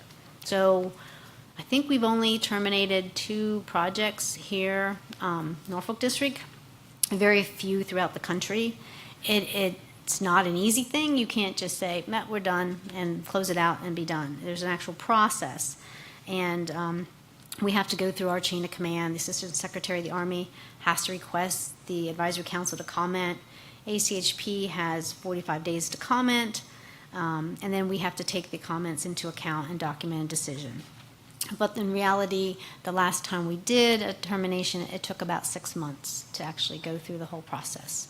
So it is a way, if consultation is not working out, to end it, but it's not a quick or easy process at all. But that is an option. And the other thing I want to talk about is foreclosure. So this is a very, very bad thing for the Corps. So ACHP, you have basically 2 parts of the ACHP. You have the Advisory Council staff, whom we normally work with and we send information to, and they participate in consultations. And then you have the council itself, which the council is made up of presidential appointees. And so the council meets, I think, quarterly. And if it's determined, if the council itself determines that an agency has failed to complete the requirements of 106 prior to approval of an undertaking, basically means you didn't do your job. And so for us, of course, there's always a threat of, lawsuits from parties under the Administrative Procedures Act, because Section 106 is a procedural law. It doesn't tell a federal agency what to do. It tells a federal agency how to do it and what steps are involved. So foreclosure will be a very, very bad thing for an agency, and that is part of the regulations. So kind of a way, I guess, to keep federal agencies in line. So we don't want to foreclose ACHP's opportunity to comment, which is why we have to do all the steps. Okay, I was also asked to talk very briefly about tribal consultation, and we have consulted with tribes for years, but as Ethel had mentioned, that landscape is rapidly changing in Virginia, with a lot of tribes that were state recognized for many years now becoming federally recognized. So here's a list of tribes located outside Virginia that are interested in Virginia, and here are resident tribes. And so the Pamunkey tribe went through the Bureau of Indian Affairs process. It was a very long process for them. But in July 2015, they became the first tribe that resides in the state to be federally recognized. Then the other 6 tribes on the list, they were recently recognized through the congressional process. That was also long. They had been, since 2000, before 2007, it was over 10 years that they were trying to get recognition through that process, and they became federally recognized just this year in January 2018. So we have contacted all these tribes. We, the Corps of Engineers, the Colonel has sent letters on a government-to-government basis to all of these tribes, and we're initiating consultation with them. We have met with the Pamunkey tribe. That took a while. Like Ethel said, they were very busy and had federal agencies, contacting them, and they're a very small tribe. So it took a while to even get the colonel to have a meeting with them. But we are working with all these tribes and trying to determine, where they're interested, what type of projects, under what circumstances, to contact them. So it's definitely an ongoing process. And then I was asked just to briefly talk about government-to-government relationships. So federal American Indian law and policy, you can get a degree in that. I don't have a degree in that, and it's very complicated, so this is going to be very basic. But there's a very unique historical and political relationship between the federal government and American Indians. And so the government-to-government relationship, why do we say that for tribes? Well, it's based on the principle that federally recognized tribes are sovereign nations. So we consult with them on a government-to-government basis. Now, they're not foreign nations. They're actually considered domestic-dependent nations, but they do have sovereignty and have the ability to govern themselves within some limits because, of course, they're still within the United States. So there's the 3 cornerstones are government-to-government relationship, trust responsibility, and consultation. So the second cornerstone is a trust responsibility. So cultural artifacts and religious sites are important trust resources to the tribes, but it can go beyond that. It can include wildlife and fisheries. And keep in mind that many of the tribes, not so much that we know of in Virginia, but in the western part of the country. So as treaty making went across the country, the tribes kind of started to understand what the process was all about. So when they ceded lands to the federal government, they retained not only certain lands within, but they're like, well, we also want hunting rights, we want fishing rights. So not so much in Virginia, but in the western part of the country, tribes often have treaty rights. So we don't know of any here in Virginia. But if there are hunting or fishing rights that were retained or reserved through lands that were not under the reservation, that's part of the government's trust responsibility. And then the consultation comes from the need, the fact that we have a government-to-government relationship and a trust responsibility to tribe, then we must consult with them. So Department of Defense does have a policy, and we consult with tribal governments prior to taking actions that may affect tribal rights, property, interests, or trust resources. Very, very, very basic on that. And so there are consultation triggers for tribal issues. We've been talking today already about the National Historic Preservation Act, which we're required to consult with tribes that attach religious and cultural significance to historic properties that might be affected by an undertaking. There are other regulations. Some of them apply NAGPRA, ARPA, and Executive Order on Sacred Sites. Those 3 apply to federal and tribal lands only, so typically not an issue for regulatory. And then we also have the Executive Order on Environmental Justice. Minority populations do not suffer disproportional environmental effects. Doesn't just apply to tribes. There's an executive order 13175, consultation with tribal governments, that's on policies and regulations. So when we put out our nationwide permits at the headquarters level and at the district level, we consult with the tribes. And then the Department of the Army does have American Indian and Alaska Native policy. We have tribal consultation policy, and we have U.S. Army Corps of Engineers tribal policy principles. So those are all, of course, available on the headquarters website. And I think that is my last slide. So any questions? Thanks, Audrey. John, if you don't mind, Robbie's bringing a mic over to you.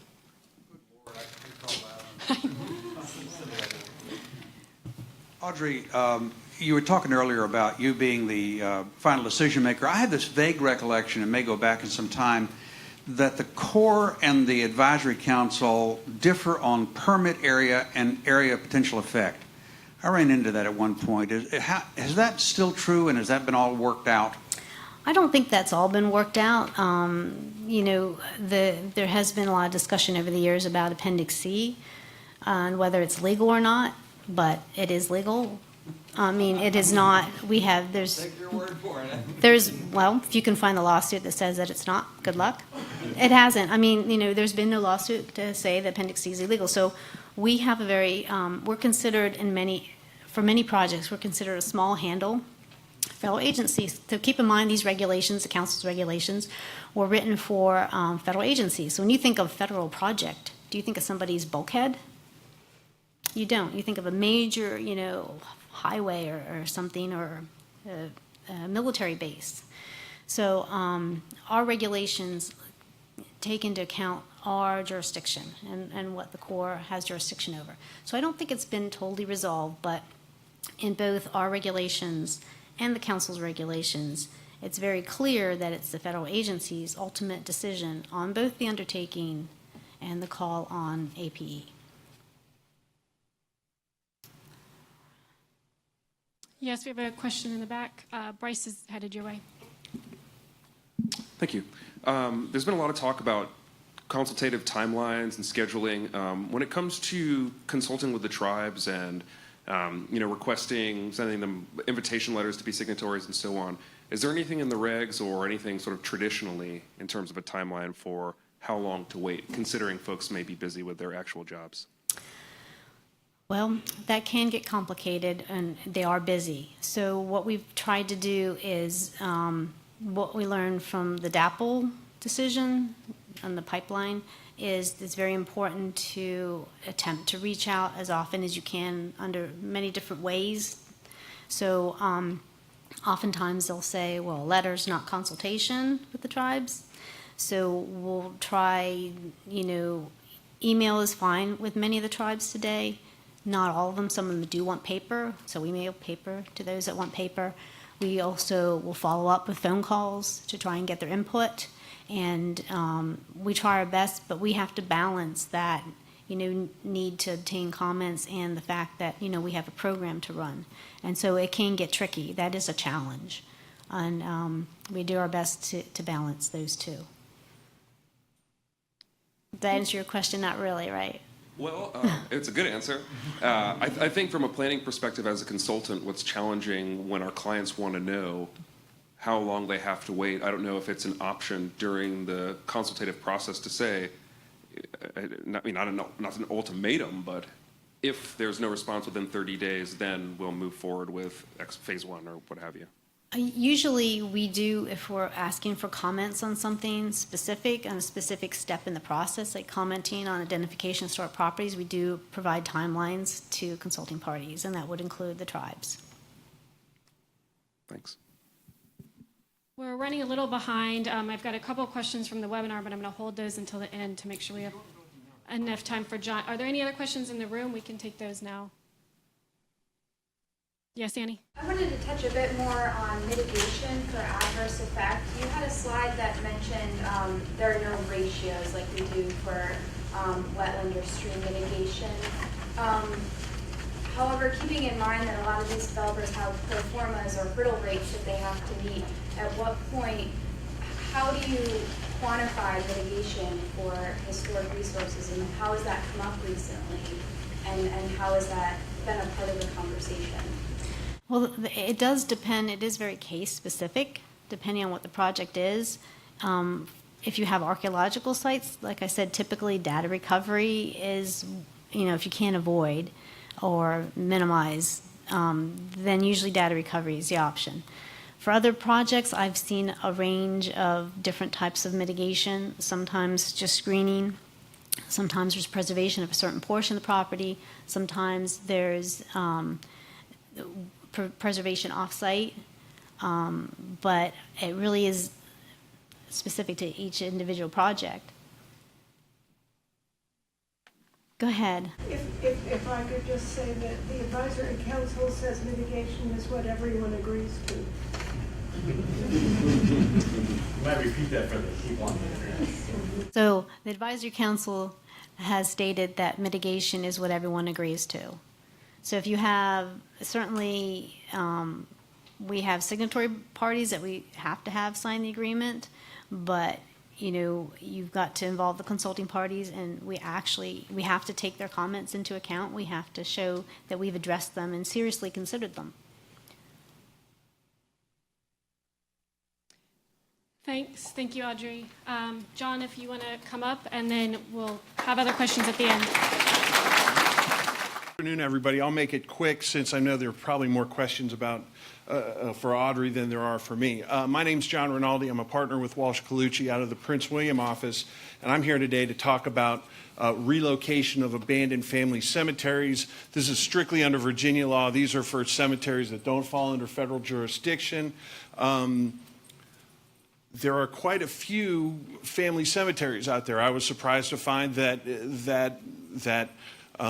there was a time, especially in areas like Prince William County, more rural, that if a family member passed away, it was not a very big deal to put them out in the backyard. In fact, you guys, does anybody remember Don Zdanowicz? He was a surveyor. He's moved to Texas. He was a local guy.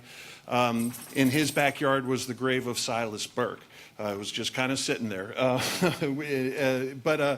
There was about I saw a recent survey that said 480 some private cemeteries in Prince William County alone. So it's a little bit more. There's more of it than people would realize. So if a property owner finds an abandoned family cemetery on his property, they have two options. Option one is to let it stay there, and option two is to try to relocate it. If they opt to let it stay there, they have no obligation to maintain it other than those imposed by zoning or proffers or by local laws, but there's no common law or no statutory duty for them to maintain it other than to provide access to the beneficiaries of the easement, meaning the interested family members.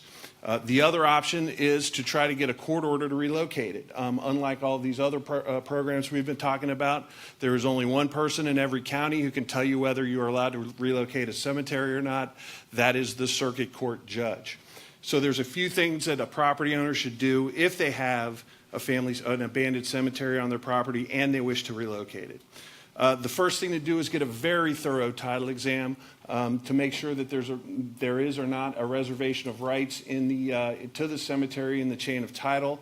Oftentimes there's very valuable information in the reservation of rights if there is one in the chain of title. We recently had one where we thought there was an abandoned cemetery on the property. We did some more thorough title work, and we found out that there was an order to relocate the cemetery already in place, and that the cemetery had been relocated in the 1970s. So what it turned out to be was basically a false alarm. The next thing the owner should do is confirm that the cemetery is in fact abandoned. Make sure that there's no evidence of any maintenance or anything like that. Also, under the Virginia Code, if there has been a burial within the past 25 years, it is not considered abandoned. So if there are burials there, make sure that they're older than 25 years old. The next thing they should do is confirm that the cemetery is not historically significant. The Virginia Code on the relocation of cemeteries doesn't really define historically significant, but it seems like people have fallen into the same definitions that we've had before, which is If there's a historically significant person buried in the cemetery, that might make the cemetery historically significant.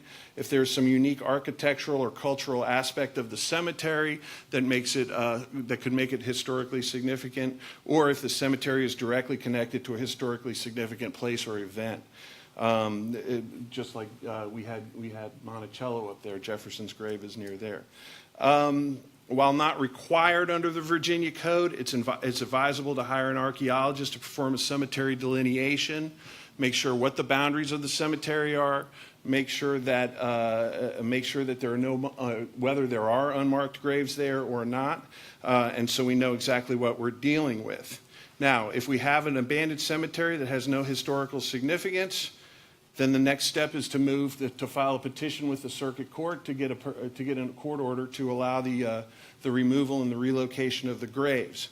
It is my practice before filing the petition to get a genealogist to do a very, very thorough genealogical study of the individuals that you can identify who are buried in the cemetery, because before filing a petition, what we want to do is we want to contact those heirs or those interested people, ask them for their permission to do so, ask them, give them some details on what you plan to do, try to get them to sign or execute waivers allowing you to do it, so that when you go into court, you can already say, Your Honor, the heirs are in favor of this, please let us do this.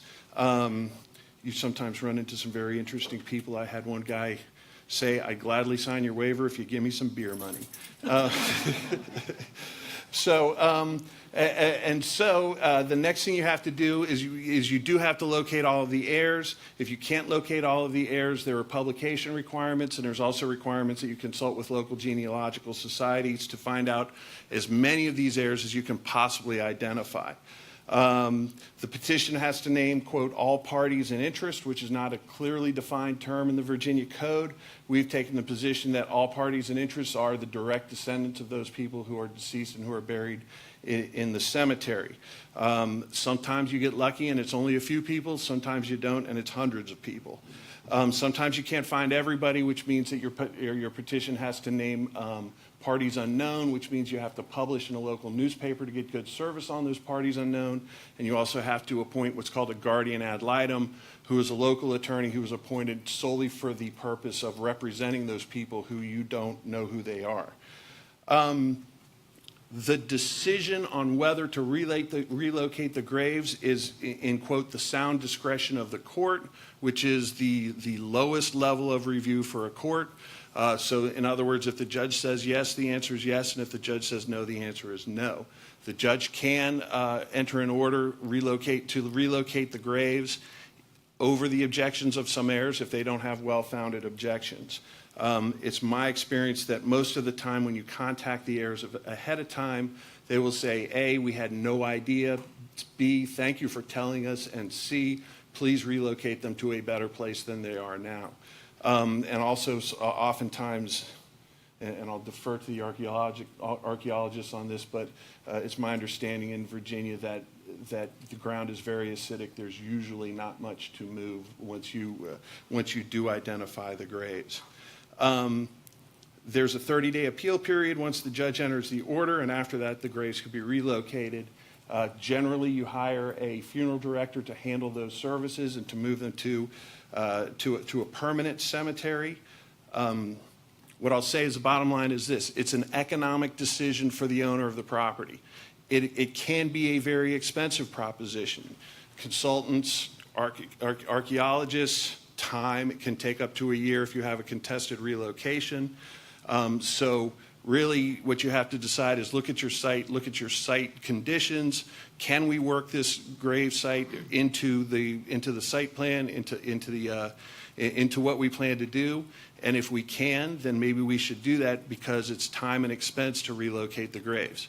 Sometimes the configuration of the site, the configuration of the property, the topography makes it virtually impossible to work the cemetery into the site. And in that case, the owner may have no choice but to relocate the graves. In essence, it can be done. It has been done. Sometimes it is really in the best interest of the preservation of the memory of some of these people to relocate these graves. Would you rather your great-grandfather be in the parking lot of a Walmart, or would you rather them be in a place where there are possibly other family members or not? But then again, there are some family members that are sometimes take the position, no way, no how, not ever, and they'll fight you tooth and nail to the end. I'm wondering if there's anything else to say other than, are there any questions? Go ahead, Mike, roll in. That's right. In Prince William County, and I'm not aware of other counties that have it, in Prince William County has a buffer requirement, an undisturbed buffer of, 25 feet around a cemetery. And then after that, they have a 3-to-1 grade after that until you get to grade for another, 25 feet, right? Is that correct? Is that correct? Yeah, Justin? 50 feet. So that means that 3 graves can take up, a 75-foot perimeter around those graves if the topography is a certain way. That takes up a lot of ground, and so that is one consideration to take into your site plan in the question to relocate. We had one recently where the site plan, the topography of the site would have had the 3 graves in question about 12 feet off the ground. So in other words, you would have pulled up to a retaining wall, then there would have been a 3-to-1 slope, then there would have been 25 feet of flat land, then there would have been the graves, then there would have been another 25 feet of flat land, then another 3-to-1 slope, then another retaining wall. So it was in that case, it was an economic necessity to relocate those graves. I'm pretty sure there's one like that down on Sprigg Road, not dissimilar to what you're saying that is there. Yeah. Well, and it has recently changed, because I think the one on Spriggs Road was before the change, and that one may be, or at least I know there's one somewhere that Jay Duvon was telling me about where it's a 15-foot retaining wall around a 12 by 12 grave site. So that happens. Go ahead. Stafford County does have a 35-foot perimeter buffer around the delineated boundary of the cemetery, as well as a requirement for an access easement to that cemetery when they're doing subdivisions and things of that nature. However, there's no grade requirement adjacent to that. Or in fact, there's been some circumstances where drain field's been allowed to be put right next to that buffer. I'll repeat that for people on the internet who might not have caught that. I'm sorry, that's under our special regulations under the zoning order. Okay. Under the Stafford County special regulations, they have a 35-foot buffer, and that buffer also has a requirement of a point of access for beneficiaries of the easement. But then what he said is also that he knows of at least one instance where there is a septic drain field right up against the cemetery. But is that correct? Along the buffer, along the outside of the buffer. So those are things to take into consideration when you're doing your site plan. Go ahead. We also have a question from the webinar. Is there a separate process for treatment if a cemetery is determined to be not abandoned? I'm not aware of one. The only provisions of the Virginia Code that allow you to relocate a cemetery require that it be abandoned. So if it is an active cemetery managed by the beneficiaries of the easement or someone else, if they're taking care of it. And actually, I know of one particular property in Prince William County where the property owner was surprised one day when there was a funeral taking place in his backyard. So no, I'm not aware of anything. I think as long as the family keeps the cemetery not necessarily active in terms of burial, but maintained and not abandoned, then they are retaining their rights under the reservation rights for the cemetery. And I don't believe that Stafford County has abandonment or not. If you find a marked grave, the special regulations kick in. So whether it's been maintained or not, it still gets treated the same way. And I believe the same is true for, I know of Prince William County, but I think of other counties too, that the point was that whether the cemetery is abandoned or not, the local regulations in terms of buffers and things like that still apply. You still have to work around them, and which is why a lot of times the the relocation takes place prior to your site plan approval or anything like that. Go ahead. So you said move to a better place, no pun intended. Yeah. But besides the grade and the buffer, I mean, is there no expectation that the remains would be moved to a cemetery in particular? The code requires that they be moved to a place where they would receive, quote, perpetual care and maintenance. And so one we did recently, we relocated the graves to the Clifton Cemetery, which is, it's a private cemetery, but it's an established cemetery that has a trust fund that maintains it. And the reason we picked the Clifton Cemetery was that there were other family members in that cemetery already, so that the other family members, if they were so inclined, when they were visiting one set of graves, could also visit the other set of graves as well. Usually what happens is when we send a letter out to someone saying we're relocating, or we'd like to relocate the graves, the answer is, I had no idea. I had no idea that I was even related to this person. So, does that answer your question? Yeah, just one more since I'm holding the mic. Oh, no, go ahead, yeah. Not to be tricky about it, Yeah. but by relocating a grave, do you reset that 25-year clock? Well, once you get the court order and actually relocate the graves in the family cemetery, the abandoned family cemetery, then that reservation of rights is terminated as a part of that order. So any rights to that cemetery disappear by virtue of the court order and the relocation of the graves. And so you're relocating them not to another place on the same property, but to an established cemetery, which the presumption is that that cemetery will be there at least longer than than the existing cemetery, presumably for eternity. Go ahead. I just want to point out that a permit from the Department of Historic Resources is needed for the archaeological removal of human remains. If it's a marked cemetery, then first a court order, but then a permit. If it's an unmarked cemetery, if, for example, the groundhogs produce the burials, and if it is unknown, then DEA Chars may issue a permit, and it has to go through public notice as well as through social media in an attempt to find the relatives. Okay. And usually when the groundhog produces things, you need to call local law enforcement so that they can determine that this isn't a recent homicide. And hopefully they will involve an archaeologist as well so they can better determine that it's a prehistoric or historic burial. Any other questions? Matt, did you have a question? Yeah, John, just a quick question. What is the sense of scale and time associated with a relocation?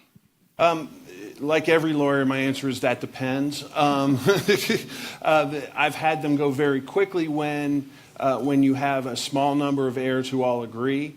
And I've had it take as long as 8 months to a year when you have heirs who are A, difficult to locate, and B, sometimes don't agree with the relocation. And so it could take a long time. And from a cost standpoint? That's another one. It depends. Literally, you're putting on a hearing before a judge, so it's the same as going to trial in any other matter. So it's hard to say, but the same as putting on a trial. So sometimes as much as $70,000, $80,000 when everything's all said and done. Hi. One thing that I would, just from my own experience, I would caution against is if there's record that a cemetery has been, that the burials have been disinterred, don't always trust that, because I've been working on burials for more years than I'd like to admit, and they're more often than not where there's been thought that the burials were all removed. You either find that they were partially removed, or you find that certain individuals, maybe who were in marked graves, were removed, but not others. So it's just a cautionary. And I have seen that as well, in not the one I spoke about earlier, but in another case we had one where There was a court order from the 60s allowing the relocation of the graves, and during the site development process, they found out the hard way that they weren't all moved. And we were able to, basically what we did in that case was there was already a court order allowing the relocation, so we went out and based on that existing court order, relocated the few remains that were left to the same cemetery where the original graves were relocated to. Any other questions? Oh, there we go. What about the term historically significant? Yes. Oh, no. So let's say that a cemetery is listed in the National Register as a contributing property of a historic district. Yeah. I'm assuming it would be considered historically significant. I'm assuming that as well. I would think that under the way the code is written, that is one of a number of factors that the circuit court judge is supposed to take into consideration. Though I think it would be hard to jump over that hurdle if it was part of something that was on the National Register. It would be hard to find an expert to testify to the judge that it's not historically significant under those circumstances.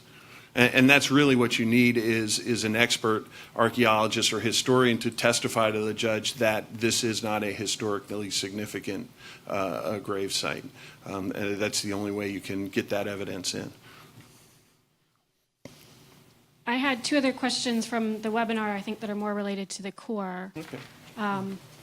This one for Audrey or Anna, it says, Audrey mentioned a document for guidance on activities which can be streamlined for review as part of the Section 106 review process. Since it is on the owner applicant to determine applicability of a non-reporting nationwide permit, can a document be provided or is it currently available for the public? And I've actually gotten a couple similar questions in regard to non-reporting nationwides. We're in the process of putting the SOP documents on the website, so they will be available to the public. This is the web guide here. So we're in the process of putting the SOP and stuff on our website, so they will be available.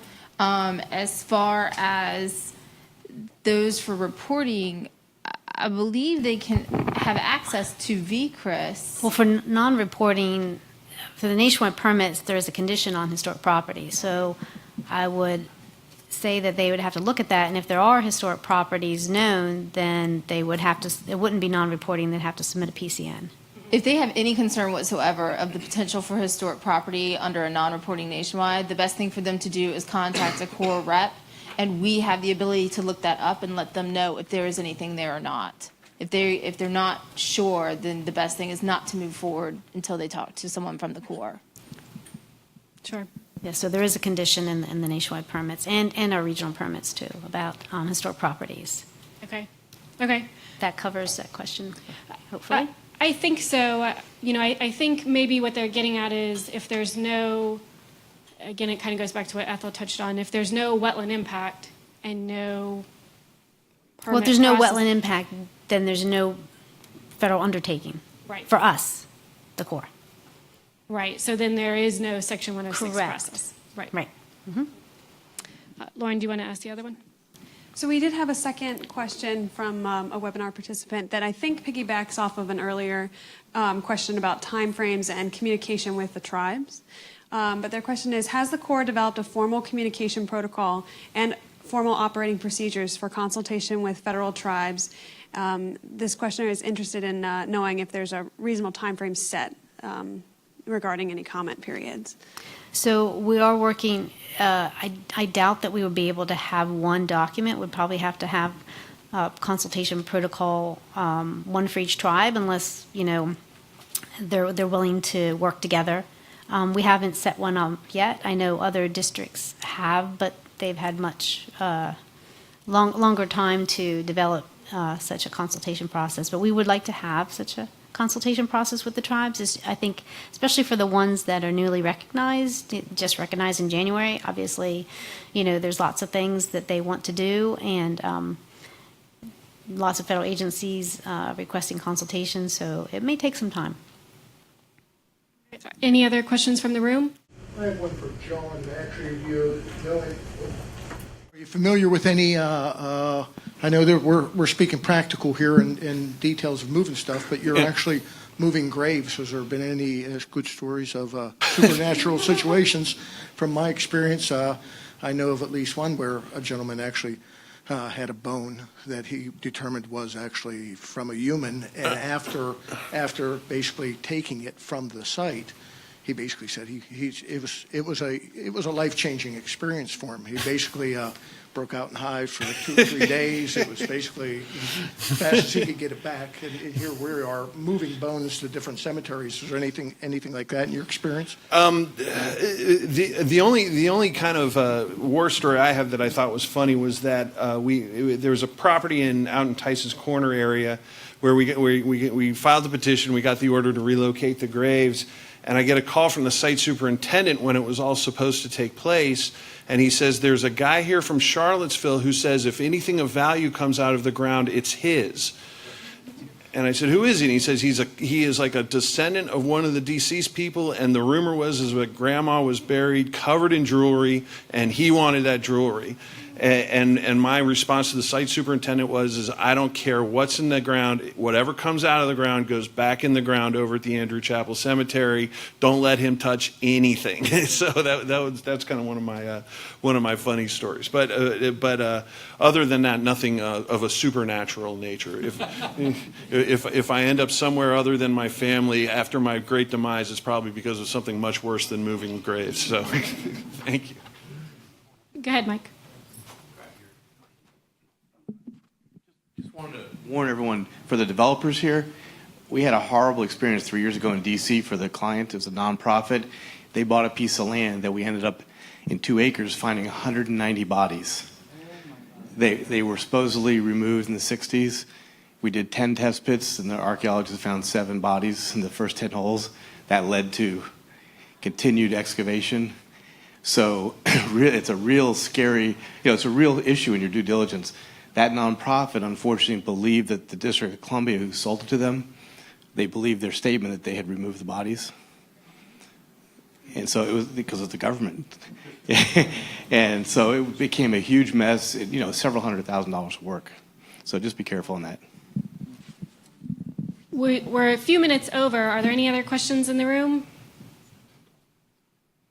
No. I'd like to thank our speakers again for coming out today.